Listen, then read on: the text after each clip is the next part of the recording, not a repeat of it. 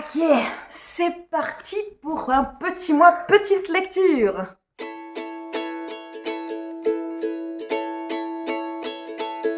Je vous retrouve aujourd'hui pour vous présenter ma pile à lire pour le mois de février, qui sera donc le mois petite lecture ou février tapal, parce que je crois que Audrey du Souffle des mots c'est petit mois petite lecture et Alex Bouquin en Prada c'est février tapal, je crois, mais je me mélange peut-être les pinceaux.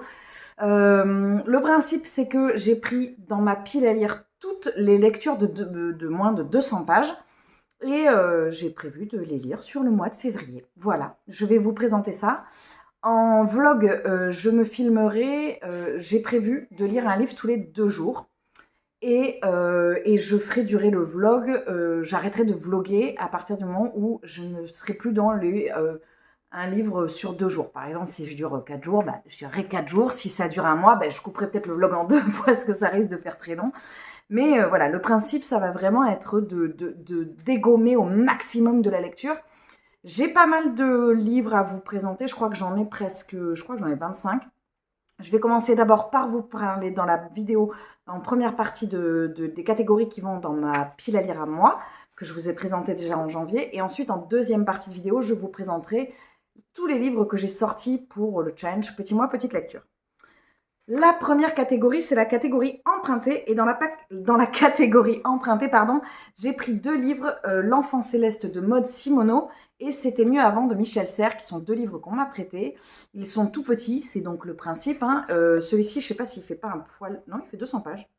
Il fait 208 pages. Des fois, je déborde un peu, mais globalement, en fait, quand on enlève les premières pages qui servent à rien, là, on est autour de 200 pages. Et celui-ci, il est vraiment tout petit. Il fait moins de 100 pages. Donc, le principe, j'ai essayé pour ma pile à lire de février de mettre que des petites lectures, évidemment. Donc, ça, c'est pour la catégorie empruntée. La deuxième catégorie, c'est la catégorie Brive. Et là, j'ai mis Les Héritiers de Brizen de David Brie, que j'ai très très envie de découvrir, qui me fait beaucoup penser au niveau de l'image, enfin de la couverture et de l'ambiance qu'il a l'air d'avoir, à le conte de Jolanne C. Bertrand, Les Sœurs Hiver, même si je pense qu'on n'est pas du tout sur la même thématique, mais voilà, on est sur un livre jeunesse. En plus, celui-ci, je crois qu'il est illustré, donc il va se lire encore plus vite que le livre de Jolanne C. Bertrand. C'est très, très aéré. Moi, j'avoue que j'avais complètement craqué sur la couverture, que je trouve absolument magnifique. Pour la catégorie pavé, c'est un peu compliqué parce que du coup, il me faut un pavé qui soit pas trop gros. Donc, j'ai pris le plus petit de tous mes pavés. J'ai pris le premier tome de Paris des Merveilles de Pierre Pével, qui finalement n'est pas très gros parce qu'il va jusqu'au marque-page. Donc, on est autour de 300 pages, je crois. Ouais, 272. Donc, du coup, c'est vraiment un tout petit pavé parce qu'après, c'est l'intégrale. Donc, il y a le tome. Je crois qu'il y a 4 tomes en fait. C'est une quadrilogie. Comment on dit? Quadrilogie?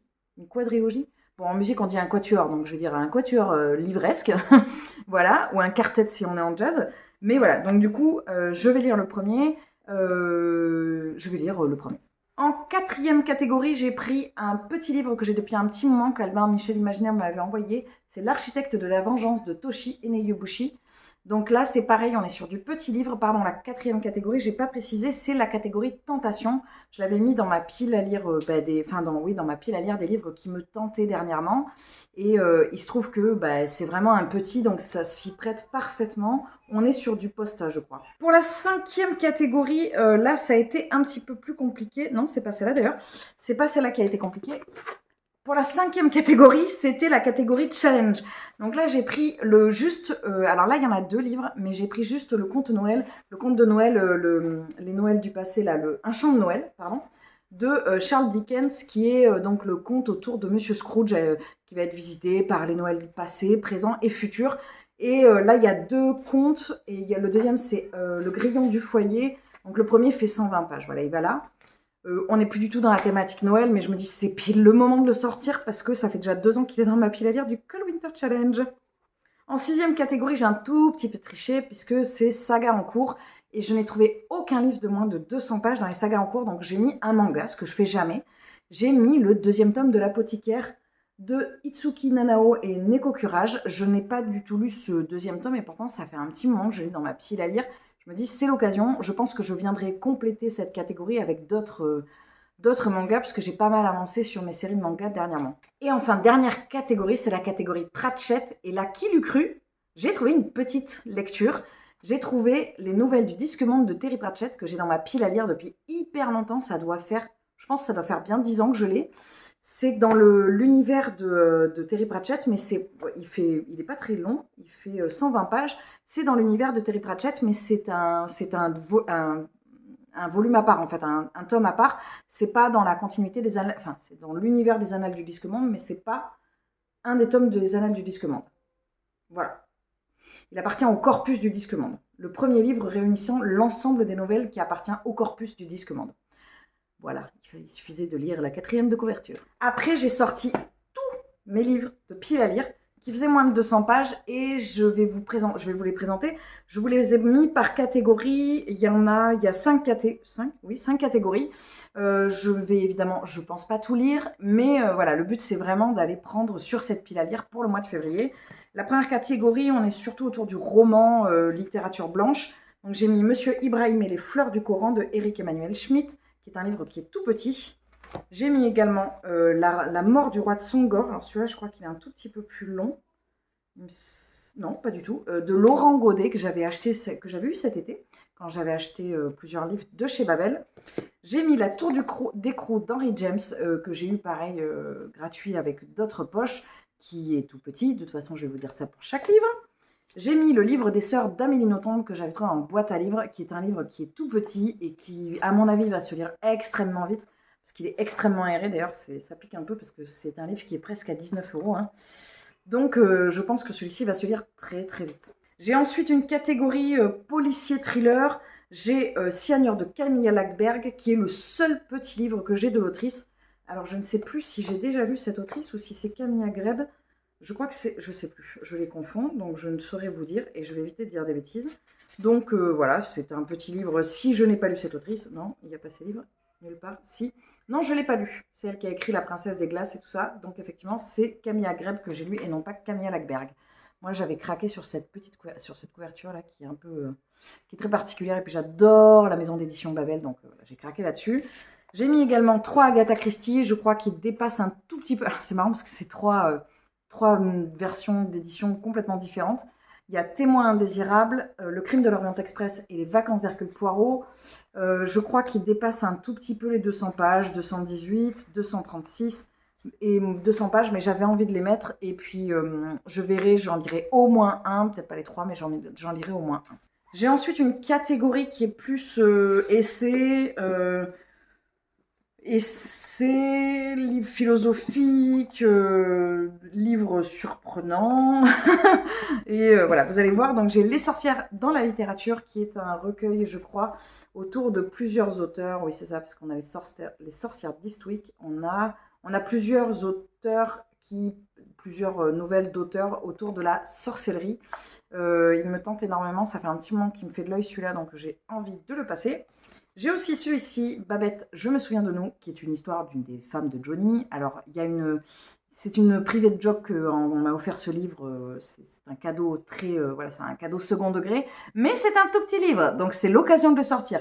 Parce que j'aurais pu m'en débarrasser, mais c'est un cadeau et voilà, je vais le lire même si, bon, voilà, la vie de Johnny ne me passionne pas, mais peut-être que cette histoire va me passionner. Qui sait? J'ai mis également Amour. Oui, de Babette. C'était Babette. J'étais mais qui a écrit Je me souviens de nous. Babette, en fait, c'est marqué dessus. J'ai mis aussi Amour inconditionnel de Blanche de Richemont, qu'on m'a offert il n'y a pas longtemps. Je sais pas, la couverture m'a fait le mettre plutôt dans la partie essai, mais c'est peut-être du roman, mais je crois pas. Je crois qu'on est sur de la réflexion autour de l'amour. Et j'ai mis enfin La petite philosophie de l'improvisation d'Ibrahim Malouf, que je n'ai pas lu. Pourtant, j'aime énormément Ibrahim Malouf, mais j'appréhende énormément de le lire parce que j'ai peur qu'on tombe dans quelque chose de trop philosophie de comptoir. Voilà, ça me fait un peu peur, donc je vais voir. Après, c'est peut-être pris avec beaucoup d'humour, mais voilà. Ça n'entachera pas mon amour pour le musicien. Peut-être que l'écrivain, oui, mais peut-être pas pour le musicien. Il reste encore 2 catégories et après j'ai terminé dans la présentation des livres. Il reste la catégorie plus classique avec Petit déjeuner chez Tiffany de Truman Capote que j'avais acheté quand je voulais faire un challenge de Mrs. Bookermon l'année dernière, je crois, autour des classiques. Donc, il y a 2 ans, j'avais lu La Dame du Manoir de Whitefield Hall, que j'avais beaucoup aimé, et Mansfield Park. Puis après, j'ai lâché l'affaire au bout de 3 ou 4 mois, je crois. Et pourtant, c'était super intéressant comme challenge. L'empoche classique, c'est comme ça. Donc, j'avais acheté celui-ci que j'aimerais bien lire. Alors, voilà, moi, vous savez, si vous me suivez depuis un moment, vous savez que je n'aime pas les couvertures avec des photos, et encore moins quand ce sont des photos tirées de films. Donc, voilà, il ne m'attire pas du tout. J'aurais peut-être dû acheter une édition plus sexy. J'ai aussi un Jane Austen, Lady Susan. J'ai lu pas mal de Jane Austen. Celui-là, je ne l'ai pas lu. Il est tout petit. Donc, c'est l'occasion de me replonger dans l'écriture de cette autrice que j'aime énormément, avec cet univers si romantique. J'ai mis aussi Terre des Hommes d'Antoine de Saint-Exupéry. Je suis même pas sûre d'avoir déjà lu Le Petit Prince. Ne me jetez pas de cailloux. Oui, je crois que je n'ai pas lu Le Petit Prince. Ou alors je l'ai lu il y a tellement longtemps que j'ai oublié. Mais voilà, j'avais envie de lire c'est Saint-Exupéry. Et enfin, j'ai mis Cette histoire qui revient de loin de Jean-Christophe Ruffin. Pareil, je crois que je n'ai jamais lu cet auteur. Ce sont tous des tout petits livres. Il y a ce côté NRF qui tout de suite fait très classique et donc m'a fait les mettre dans la catégorie classique. Dernière catégorie, mais non des moindres, parce qu'il va s'agir de la catégorie qui me parle le plus, puisque c'est la catégorie fantasy. Alors, j'allais dire fantasy fantastique, mais là, on est clairement que sur de la fantasy. J'ai mis Céleste, ma planète, de Timothée de Fombelle, que je viens juste d'acheter. Donc, du coup, vous le verrez passer très certainement dans un book haul que je vais faire. Là, la vidéo, elle va sortir le 1er février. Le book haul devrait sortir d'ici une semaine.